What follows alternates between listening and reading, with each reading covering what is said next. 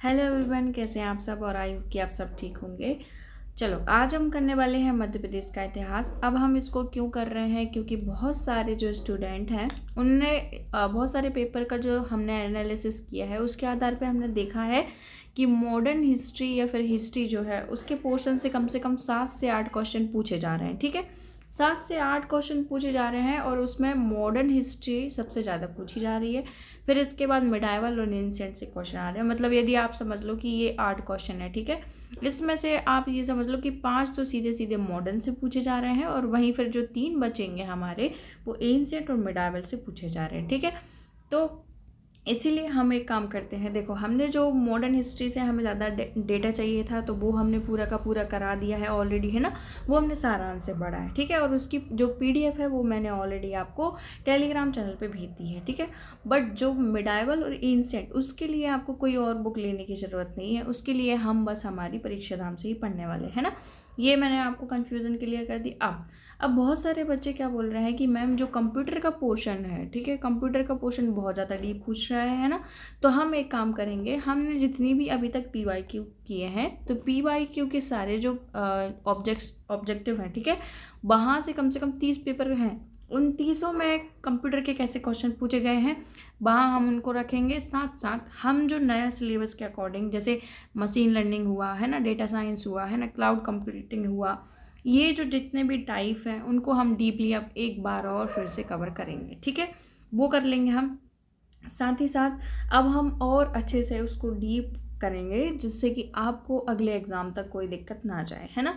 और रही बात यदि आप जनजाति की करेंगे तो देखो, जनजाति ऐसा पोर्शन है कि देखो हम सही बता रहे हैं।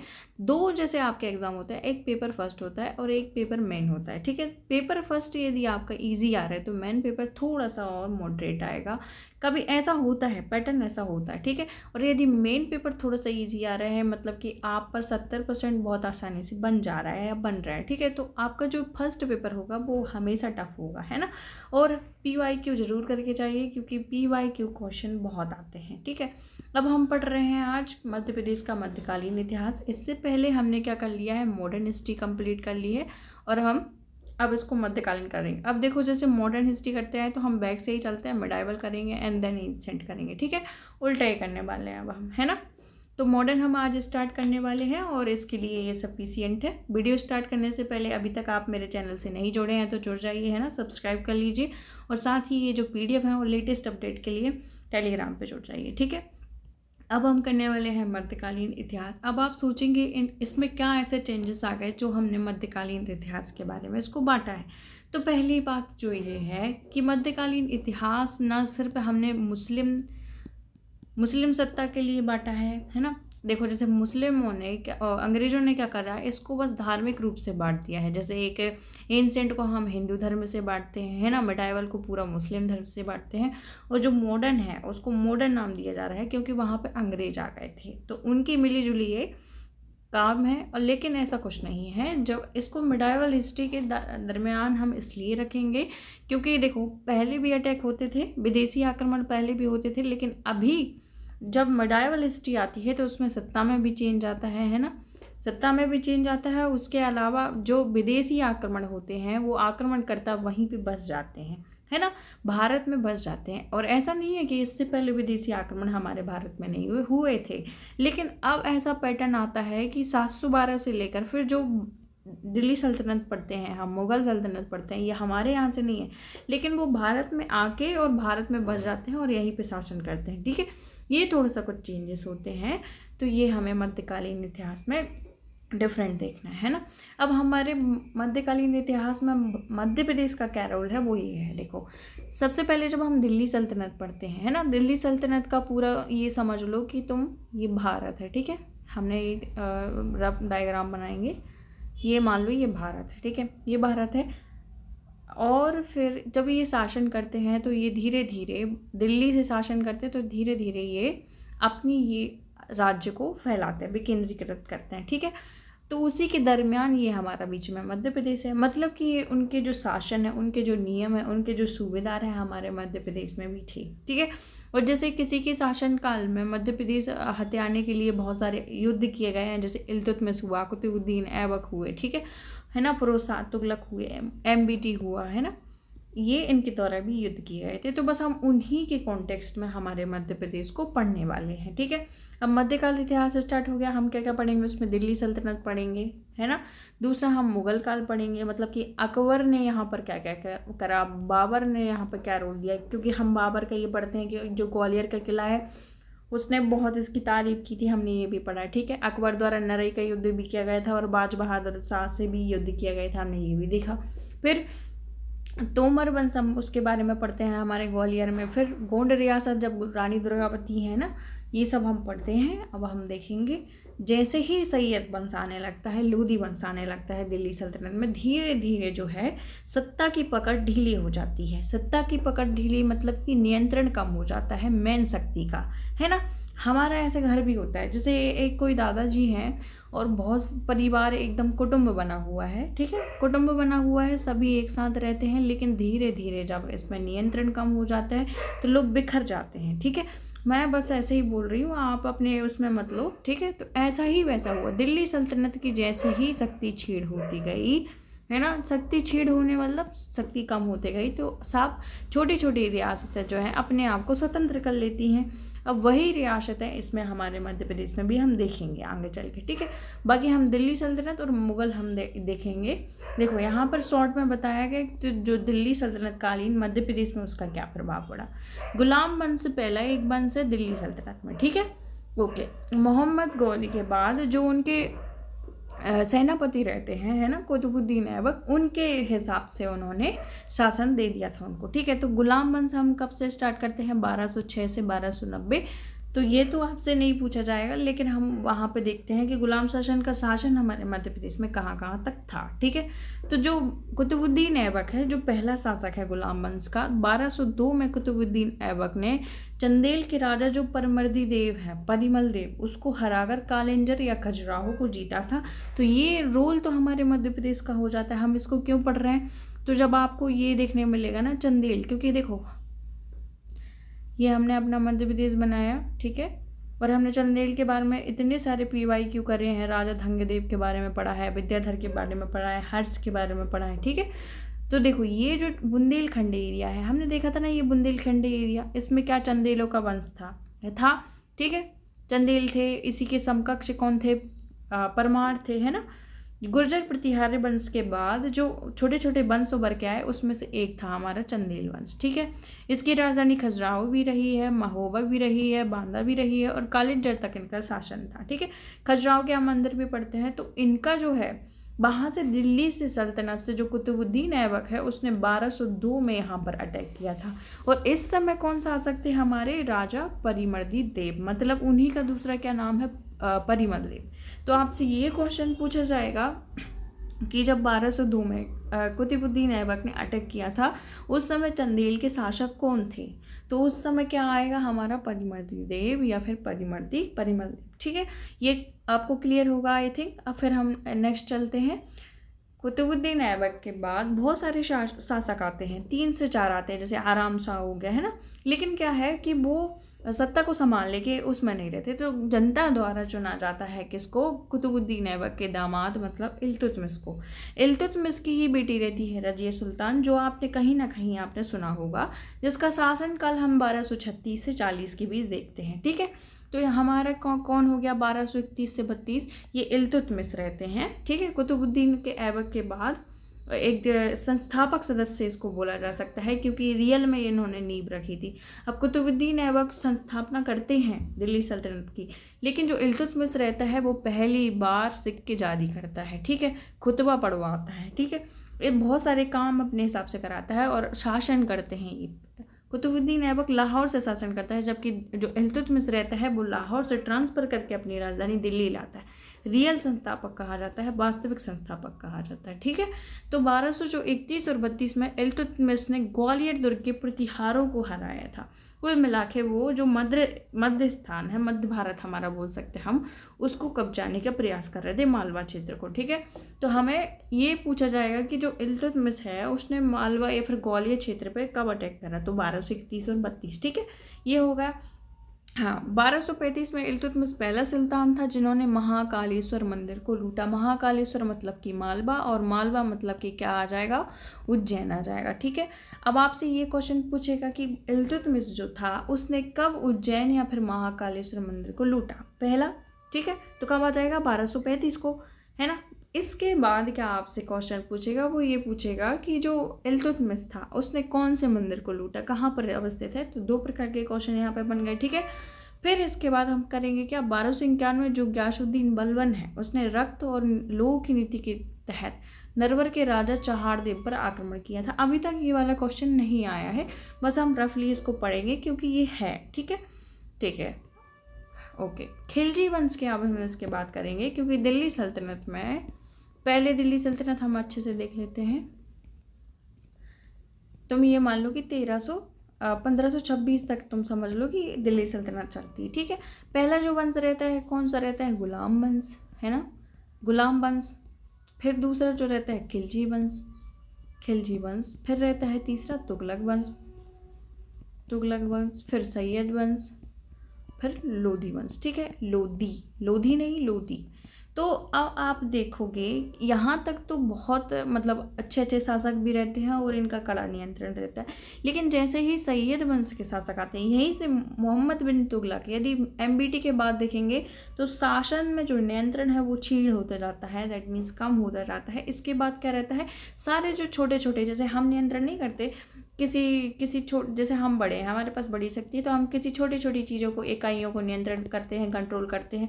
और जहाँ हम थोड़े से कमज़ोर हो जाते हैं तो वो अपने आप को स्वतंत्र कर लेती हैं। वैसा ही यहाँ पर हुआ और हमारे मध्य प्रदेश में भी यही हुआ। ठीक है, हम उसको भी आगे चलेंगे, देखेंगे। अब देखो खिलजी वंश के बारे में हम देखेंगे। अब इसकी स्टार्टिंग होती है 1290 से 1320। हमने वहाँ क्या क्या देखा, कुतुबुद्दीन ऐबक का देखा, उन्होंने परमर्दी द्वीप पे अटैक किया था, चंदेल वंश शासक। फिर हमने देखा इल्तुतमिश को, जिसने ग्वालियर पे भी अटैक करा। मेन अटैक कब था उसका, 1235 को, जो मालवा क्षेत्र में उसने किया। ये क्वेश्चन जो है पूछा भी जा चुका है। ठीक है, अब हम देखेंगे खिलजी वंश। देखो थोड़ा सा टफ है लेकिन हमें समझना पड़ेगा, और ऐसा हंसी मजाक में नहीं पढ़ना है, बहुत सीरियस पढ़ना है क्योंकि हमारे पास बस कितने मुश्किल से 2 महीने बचे हैं। ठीक है, अब देखो खिलजी वंश के बारे में देखेंगे। खिलजी वंश के शासक कौन थे, जलालुद्दीन खिलजी ने मालवा को लूटा। ठीक है, ये सिंपल सा क्वेश्चन है, ये हमें बिल्कुल नहीं देखना।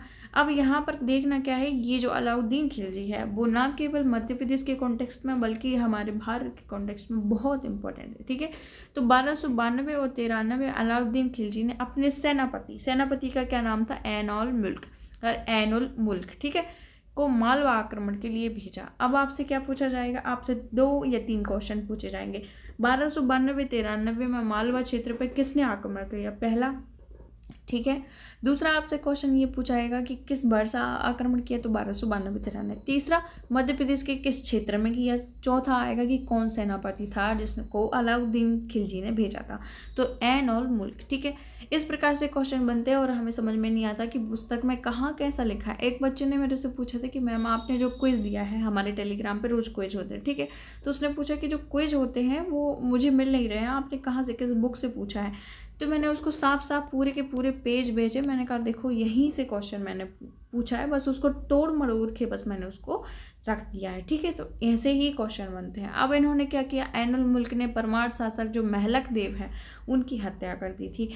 तो पॉइंट क्या बन जाएगा, जो ऐन उल मुल्क ने, परमार शासक क्या नाम था इनका, महलक देव, इनकी हत्या कर दी। और कौन शासक थे, ये परमार। तो इनको भी बहुत अच्छे से याद रखना है। ठीक है, फिर 1296 में, 4 साल बाद आया, 1292 के बाद 1296 में अलाउद्दीन खिलजी ने कालिंजर, चंदेरी, धार, मांडू ऐसे नगरों को भी लूटा। ठीक है, इसमें कुछ नहीं है, बस हमें ये देखना है कि उसने फिर से अटैक किया। जो मांडू विजय है वो दक्षिण विजय की कुंजी था। यह कथन किसका है, अमीर खुसरो ने अलाउद्दीन खिलजी की मांडू विजय पे कहा। बहुत इंपॉर्टेंट है भैया ये क्वेश्चन। देखो मैं बताती हूँ, ये जो स्टेटमेंट है वो ऑलरेडी आ चुका है। यह कि मांडू विजय दक्षिण की कुंजी विजय है, किस क्षेत्र को कहा गया है, पहली बात तो मांडू विजय। ठीक है, ये फिर मांडू जो विजय है दक्षिण की कुंजी है, ये किसने कहा, तो ये कहा है किसने, अमीर खुसरो। देखो अबुल फजल मत याद रखना, अमीर खुसरो ने कहा है 1292-96 में। ठीक है, और अमीर खुसरो जो था ये दरबारी कवि था किसके, अलाउद्दीन खिलजी। अमीर खुसरो से 8 से 9 कवियों के मतलब दरबारी शासकों के मध्य रहा है वो। ठीक है, हाँ, तो ये हमें याद रखना है कि किसने कहा, किसके लिए कहा और किसका जो है जो दरबारी का भी रहा है, ठीक है। अब ये बहुत इंपॉर्टेंट है कि दमोह में स्थित क्या है, सलैया शिलालेख में अलाउद्दीन खिलजी को सार्वभौम शासक बताया गया है। पहली बात आपसे क्या पूछा जाएगा कि सलैया शिलालेख जो है किस जिले में अवस्थित है, तो कहाँ पर अवस्थित है भैया, हमारा दमोह में अवस्थित है। दूसरा ये कहा जाएगा कि किस शासक को सार्वभौम कहा गया है उस अभिलेख में, या फिर आप पूछा जाएगा कि ऐसा अभिलेख जिसमें अलाउद्दीन को सार्वभौम कहा गया है और जो कि कहाँ मिला है हमें, दमोह में। तो आपसे 3 से 4 प्रकार के क्वेश्चन बना के दे सकते हैं, ठीक है। तो ये हमारा हो गया, ठीक है। फिर हम तुगलक वंश देखेंगे। हमने आपको बताया भी था कि खिलजी वंश के बाद आता है तुगलक वंश, जिसमें गयासुद्दीन तुगलक, फिरोज शाह तुगलक और मोहम्मद बिन तुगलक जैसे बहुत ही इंपॉर्टेंट शासक रहते हैं, ठीक है। अब फारसी भाषा में जो बटियागढ़ अभिलेख है भैया, ये भी कहाँ पर है बटियागढ़ अभिलेख, तो ये भी है दमोह में। अब आपसे क्वेश्चन क्या पूछा जाएगा, देखो बटियागढ़ अभिलेख किसने लिखा है, तो वो गयासुद्दीन तुगलक। अभी 1-2 और अभिलेख आएंगे जो कि फिरोज शाह तुगलक से संबंधित होंगे, तो इसलिए आप अभी याद कर लो कि बटियागढ़ जो अभिलेख है वो गयासुद्दीन तुगलक के लिए है ना। बटियागढ़ दमोह में है और किसका है, गयासुद्दीन तुगलक जो संस्थापक रहे हैं, ठीक है। आधिपत्य के साक्ष्य मिले हैं, इसका मतलब जो तुगलक वंश है उसने मालवा के क्षेत्र को आधिपत्य में रखा था, ठीक है। संस्कृत भाषा के अभिलेख क्या नाम है, अब आपसे पूछेगा। ये 2-2 क्वेश्चन लिखते हैं कि फारसी भाषा का भी अभिलेख मिला है और संस्कृत भाषा के अभिलेख। बटियागढ़ दमोह से ज्ञात होता है कि तुगलक शासन का विस्तार मध्य प्रदेश में था, ठीक है। फिर फिरोज शाह तुगलक का जिक्र दुल्लीपुर सागर से हुआ है। अब आपसे ऐसे पूछेगा बटियागढ़ अभिलेख कहाँ पर है, दमोह में। दुल्लीपुर अभिलेख कहाँ है, सागर में।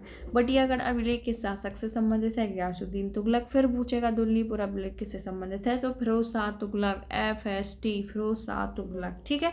बहुत इंपॉर्टेंट है ये 2 अभिलेख जो कि पूछे जाएंगे आपसे, इसीलिए आप हो सकते, देखो आपके पास बुक है, ठीक है, बुक मत पढ़ो, जो हम कह रहे हैं उसमें जो इंपॉर्टेंट है ये अभिलेख आपसे पूछे जाएंगे उसको बस हाईलाइट करते चलो, ठीक है। बस रिवाइज करते चलो, वीडियो बस देखो और निकलो, यहाँ पे ऐसा नोट डाउन कुछ भी मत करो, ठीक है। अब फिर लिखा है मोहम्मद बिन तुगलक ने देवगिरी की राजधानी परिवर्तित करने के दौरान, देखो मोहम्मद बिन तुगलक की बहुत सारी नीतियाँ थी। मोहम्मद बिन तुगलक ने ऐसा सोचा, शायद उसका कार्यकाल जो था शायद 1327-28 में उसने राजधानी परिवर्तित की। कहाँ पर की, देवगिरी या दौलताबाद, ठीक है, उसी का नाम है। फिर दिल्ली से देवगिरी करने की सोची। उसने ऐसा सोचा था कि जो साउथ के, दक्षिण के जो लोग हैं, ठीक है, दक्षिण के जो लोग हैं वहाँ से हम नियंत्रण बिठा सकें, है ना। नियंत्रण बिठा सके मतलब कि ऐसा है, देखो जैसे हम यहाँ पर शासन कर रहे हैं, हमारी राजधानी यहाँ है, लेकिन जो यहाँ के लोग हैं वो हमारे प्रॉपर कंट्रोल में नहीं है, तो क्यों ना हम इसकी राजधानी यहाँ पर कर दें जिससे कि हम सभी को कंट्रोल कर सकें, ठीक है। ये उसका पॉइंट था। बहुत सारी बुकों में ये बोला जाता है कि इसने क्या करा है, दिल्ली की जनता को जो है सबक सिखाने के लिए उसने राजधानी चेंज की। अब ऐसे क्यों सबक सिखाने, क्योंकि उसको लोग, दिल्ली की जो जनता थी भारी गालियों के साथ लेटर्स भेजा करती थी, तू तो ये है, तू तो वो है, ठीक है। तो उसने उनको सबक सिखाने के लिए राजधानी परिवर्तित की और बोला गया कि सभी को जाना है, कोई एक लंगड़े के अलावा कोई एक इंसान नहीं बचा था पूरी दिल्ली में, समझ रहे हो, जो कि था नहीं, ठीक है। तो ये जो पॉइंट है बहुत इम्पोर्टेंट है। 2 कारण इसके माने जाते हैं। तो इन्होंने क्या करा था, धार के किले का पुनर्निर्माण कराया था। पुनर्निर्माण मतलब कि धार का किला किसी और ने बनाया था, बिल्कुल हाँ, धार का किला जो बनाया था वो राजा भोज ने बनाया था, बहुत सारी पुस्तकों में देखने मिलता है, जिसका नाम क्या था, लीलोद्यान गिरी, ठीक है, जब राजा भोज ने बनाया था। फिर इसके बाद उसने जो MBT है उसने फिर से धार का जो किला है पुनर्निर्माण कराया, ठीक है, ओके। फिर जो मोहम्मद बिन तुगलक है उसके समय जो गुलीक खां है उसको चंदेरी का प्रशासक बनाया गया। ये आप याद कर लो, ये पूछा जा सकता है कि मोहम्मद बिन तुगलक के समय जो चंदेरी का सूबेदार था या प्रशासक था उस किसको बनाया गया, तो क्या नाम था, गुलीक खां। फिर जो फिरोज शाह तुगलक है मलिक रजा को बुरहानपुर का सूबेदार बनाया। कुल मिला के वो मालवा क्षेत्र को प्रशासन एक तौर पर नियंत्रित रखना चाहता था, तो उसने 2 लोगों को अपॉइंट किया। पहला था गुलीक खां। गुलीक खां को कहाँ पर रखा उसने? चंदेरी वाले इस स्थान पर। दूसरा पर किसको रखा उसने? मोहम्मद रजा, मलिक रजा। मलिक रजा को कहाँ पर रखा उन्होंने? बुरहानपुर। ठीक है। तुगलक वंश के समय ही मालवा के जो दिलावर खां लोधी गौरी है, उसने स्वतंत्र राज्य की घोषणा कर दी और मालवा क्या हो गया? स्वतंत्र।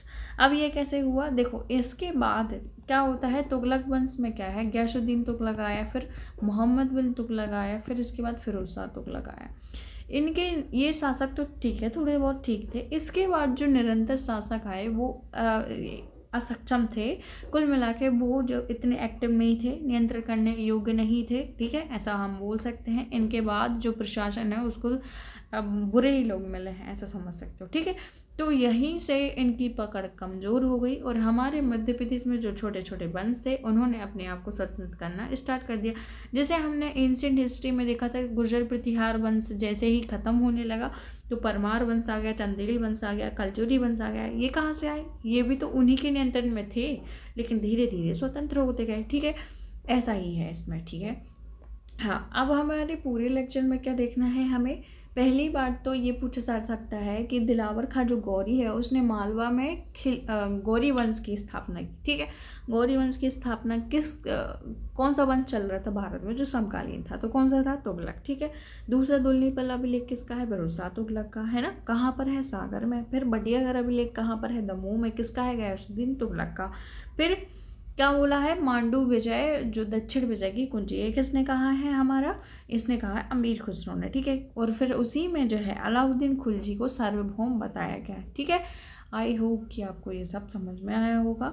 हाँ, और फिर हमने एलन बुल को भी देखा था कि अलाउद्दीन खिलजी ने भेजा था और वो जो है फिर क्या बोलते हैं, महलक देव की हत्या कर देता है। ठीक है, अब हमने पढ़ लिया। इसके बाद उन्होंने सैयद वंश को हटा ही दिया, लोधी वंश ले आए सीधा। सैयद वंश का रोल नहीं होगा, लेकिन जो तुगलक वंश है उसके बाद सैयद वंश आता है। ठीक है, खिज़्र खां जैसे लोग रहते हैं उसमें। अब इसके बाद खिज़्र खां, मोहम्मद खां, मुबारक खां जैसे लोग रहते हैं। अब इसके बाद आएंगे हम लोधी वंश पे। लोधी वंश भी काफ़ी इम्पोर्टेंट है ना। लोधी वंश हम देखेंगे। लोधी वंश है 1451 से 1526। 1526 में क्या बाबर आ जाता है ना, अटैक होता है, हमें पता है। पानीपत का प्रथम युद्ध, पानीपत का सेकंड युद्ध, ये सब होते हैं। फिर इसके बाद बाबर का एंट्री हो जाती है, मतलब मुगल वंश आ जाता है। फिर हम पढ़ेंगे लोधी वंश, देख लेते हैं हम ये लास्ट वाला। बहलोल लोधी जो रहता है उसने ग्वालियर पर पहला आक्रमण किया था, लेकिन मान सिंह तोमर उस समय शासक थे और मान सिंह तोमर से पराजय मिली। ठीक है, पराजय मिली। फिर इसके मतलब कि बहलोल लोधी हार गया। फिर इसके बाद सिकंदर लोधी ने अपनी राजधानी जो थी आगरा को बनाया ताकि वह ग्वालियर पर नियंत्रण कर सके, है ना। बहुत इंपॉर्टेंट है। आगरा शहर भी सिकंदर लोधी ने बसाया था, शायद 1407 में बसाया था कि 8 में, जो भी है 1404 में बसाया था। 7 में उसने राजधानी बना ही दी थी, ऐसा कुछ है तो, है ना। तो उसने राजधानी क्यों बनाई थी? जिससे कि वो ग्वालियर पर नियंत्रण कर सके। आगरा और ग्वालियर थोड़े से सिमिलर, मतलब कि पास पास है ना, ज़्यादा दूरी नहीं है। सिकंदर लोधी ने 5 बार ग्वालियर पर आक्रमण किया लेकिन जीत नहीं सके। फिर कौन आता है? इब्राहिम लोधी, जो कि बाबर से अटैक भी करता है।